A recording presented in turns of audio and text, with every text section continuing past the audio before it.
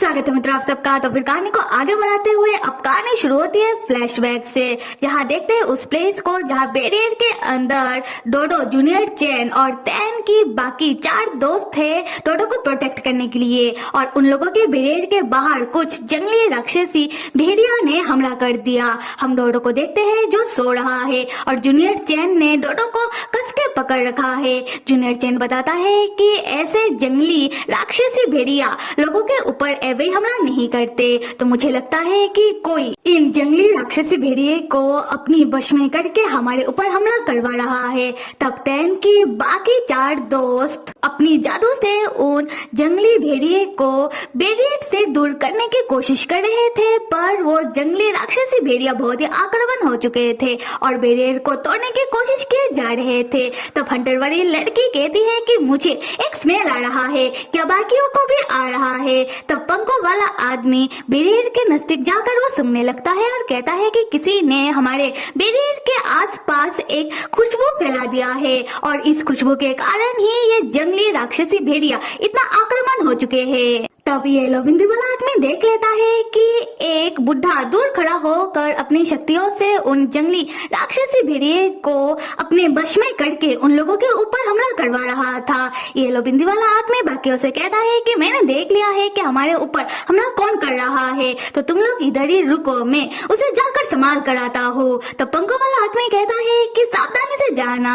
उस समय येलो बिंदी वाला आदमी पंखों वाले आदमी के साथ फ्लर्ट करते हुए जाने लगता है। तब पंखों वाले आदमी को बहुत ही गुस्सा आता है और हंटर वाली लड़की कहती है कि हालात चाहे जो भी हो तुम बड़े भाई के साथ फ्लर्ट करना नहीं भूलते हो। येलो बिंदी वाला आदमी कहता है कि हाँ बिल्कुल। खैर जैसे ही येलो बिंदी वाला आदमी उस बुड्ढे को रोकने के लिए जाता है, वो बुड्ढा येलो बिंदी वाला आदमी के ऊपर हमला कर देता है, पर वो उसके हमले से बच जाता है। उसी वक्त वहाँ मुंह और लियो आते हैं। लियो अपना खंजर से उस बुड्ढे को एक ही बार में मार देता है और कहने लगता है कि सोचा था मजा आएगा, पर दुश्मन तो कमजोर निकला।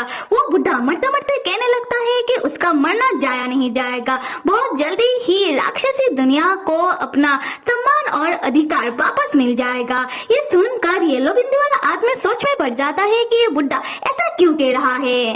दूसरी तरफ हम देखते हैं कि उन जंगली राक्षसी भेड़िया ने उन लोगों के बैरियर को तोड़ दिया है और बहुत ही आक्रामक तरीके से बैरियर के अंदर जूनियर चैन और डोडो के ऊपर हमला करने ही वाले होते हैं। तब मुंह उन्हें बचा लेता है और सारी जंगली राक्षसी भेड़िए को मार देता है और बहुत ही गुस्से में कहता है कि तुम लोगों ने मेरे प्यार को नुकसान पहुंचाने की हिम्मत कैसे की। उसके बाद मुंह जूनियर चैन के हाथों से डोडो को छीनकर अपने साथ लेकर वहाँ से चला जाता है।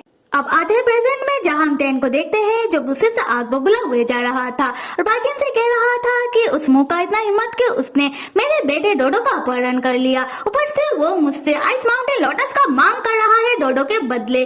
पक्का उसने ही जंगली राक्षसी भेड़िए का हमला उन लोगों के ऊपर करवाया होगा और बाद में आकर अच्छा बनने का नाटक करते हुए उन लोगों को बचाया है और मौका पाते ही उसने मेरे बेटे डोडो का अपहरण कर लिया। मैं उसे छोड़ूंगा नहीं। बाजिन कहता है कि तैन देखो तुम शांत हो जाओ, मुंह पहले से बहुत शक्तिशाली है, अगर उसे डोडो को किडनैप मतलब अपहरण करना ही होता तो वो बहुत पहले ही कर चुका होता।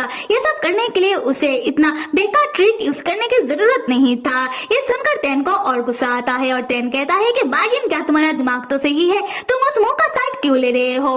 बाजिन कहता है कि मैं मुंह का साइड नहीं ले रहा हूँ, तैन तुम मेरी बात को समझो, तुम्हारा बनाया हुआ बैरियर टूट चुका था और लगता है कि डोडो के अंदर की राक्षसी जादुई मणि के बारे में सबको पता चल चुका है। अगर मुंह आकर डोडो को अपने साथ लेकर नहीं जाता तो हो सकता था कि कोई और आकर डोडो के ऊपर हमला कर देता।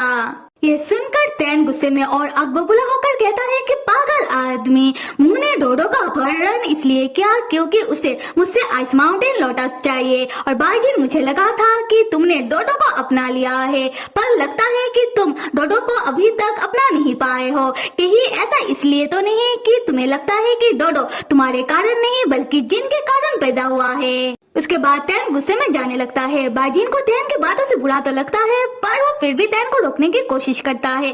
तब स्नो चीता को आ जाता है गुस्सा और वो चीता भाषा में कहता है कि तुमने मेरे मास्टर के ऊपर चिल्लाया क्यों, और वो तैन को बाइट करने के लिए जैसे आगे बढ़ता है बाजिन अपना हाथ आगे कर देता है और स्नो चीता गलती से बाजिन के हाथ में बाइट कर देता है। ये देखकर तैन रुक जाता है और बाजिन का हाथ पकड़ के कहता है कि तुम्हारे हाथों से तो खून निकल रहा है और चीता को वो डांटने लगता है। स्नो चीता भाषा में कहता है कि मैंने जानबूझकर नहीं किया।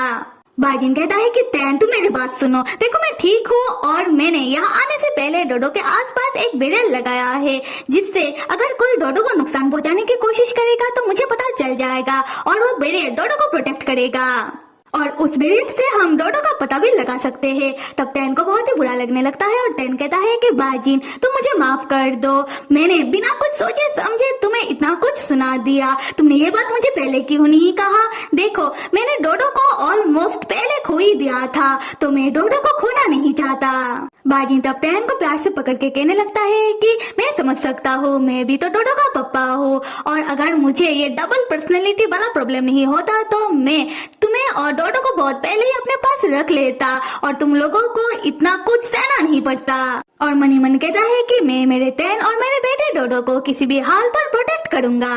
अगले सीन में हम मू और लियो को देखते हैं। लियो मू के सामने बैठ कर कह रहा था कि मास्टर मू, आपने डोडो को आपके साथ इसलिए लेकर आए हो जिससे आप जूनियर चैन को बचा पाओ, क्योंकि जूनियर चैन डोडो को बहुत ही पसंद करता है और वो डोडो को हर एक खतरे से बचाने के लिए अपना जान तक दांव में लगा सकता है। तो आप ये बात जूनियर चैन को क्यों नहीं बताया। मू कहता है कि मैं जूनियर चैन को क्या बताता, ऐसे भी मैंने तैन से डोडो के बदले आइस माउंटेन लोटस का मांग किया है। तब मू याद करने लगता है जब मू जूनियर चैन से छीन कर डोडो को अपने साथ लेकर आ रहा था, तब तैन के बाकी 4 दोस्त मू को गालियां बके जा रहे थे, पर जूनियर चैन ने मुझसे कहा था कि मू अगर तुम्हें कोई भी परेशानी है तो मुझे बताओ, हम दोनों मिलकर उसका हल निकालेंगे, तुम सिर्फ मेरे डोडो को मुझे वापस कर दो, तुम डोडो को कोई नुकसान नहीं पहुँचाओगे, है ना। और ये सारी बातों को याद करते हुए मू सोचने लगता है कि अगर मू अपनी हालात को जूनियर चैन को समझाने की कोशिश करे तो क्या जूनियर चैन उसके बातों के ऊपर विश्वास करेगा।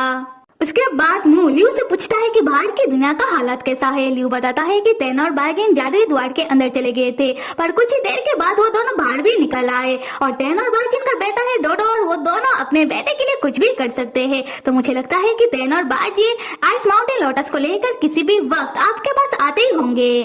तब हम डोडो को देखते हैं जो दरवाजे के पीछे छुपकर मू और लियो की बातें सुन रहा था। खैर लियो बताने लगता है कि मास्टर मू, डोडो के ऊपर हमला किसने किया मुझे समझ नहीं आ रहा, पर ये पता लगाने के लिए मैंने अपने कुछ बंदों को काम पर लगा दिया है और मुझे जितना लगता है कि शायद किसी तरीके से डोडो के अंदर जो जादुई राक्षसी मणि है इसके बारे में एल्डर्स को पता लग गया है और एल्डर्स ने ही उस मणि के लिए डोडो के ऊपर हमला करवाया होगा। मू कहता है कि मेरे भाले लियो, तुम्हें क्या लगता है कि मैंने demon king election demon king बनने के लिए ज्वाइन किया है। ये सुनकर चौंकर लियो कहता है कि तो फिर मास्टर मू, आप डिमॉन किंग इलेक्शन लड़ क्यों रहे हो। तो फिर मेरे प्यारे मित्रों, कहानी को आगे देखने के लिए कहानी का अगला भाग किस किस को चाहिए कमेंट करके बताओ। सिर्फ कुछ ही लोग कमेंट करके बताते हो, बाकी लोग भी कमेंट क्या करो।